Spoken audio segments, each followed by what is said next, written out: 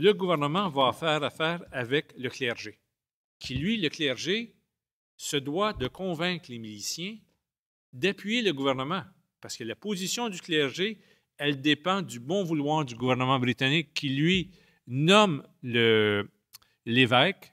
accepte que les curés soient nommés et s'assure du bon fonctionnement de tous les éléments. À ce moment-là, vous allez avoir le clergé qui va aller en chaire et qui va donner un sermon pour convaincre les miliciens. Le curé se doit de dire, et là je vous cite la lettre textuelle venant de l'évêque, « Nous vous rappellerons la bravoure de vos ancêtres, toujours prêts à voler au combat contre les ennemis de leur roi, tenant, pour ainsi dire, comme le Juif, une main à la charrue qui le nourrissait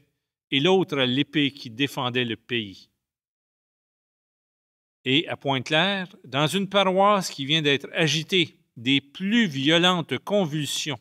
et qui a été témoin de l'égarement de plusieurs de ses habitants, dans des circonstances lamentables où plusieurs d'entre vous ont à gémir sur l'erreur coupable de leurs amis et de leurs proches. On donne le discours aux miliciens, c'est votre devoir de servir, c'est votre devoir envers l'Église. Et dans le cas où il y aurait un milicien qui ne serait pas sûr, on le rassure. On lui dit, « Mon fils, si tu meurs au champ de bataille, ce n'est que la première marche de l'escalier qui t'amène au paradis.